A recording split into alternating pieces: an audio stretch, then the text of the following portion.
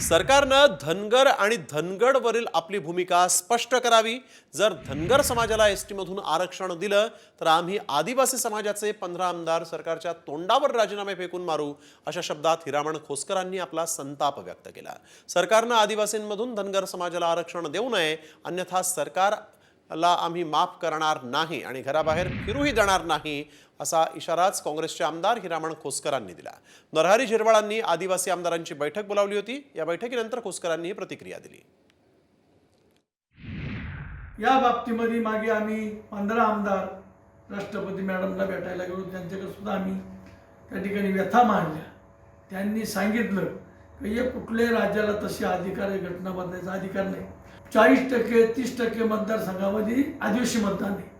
या ठिकाणी या शासनाने जर काही चुकीची गोष्ट केली तर यांना आमचा समाज धडा शिकवल्याशिवाय नाही।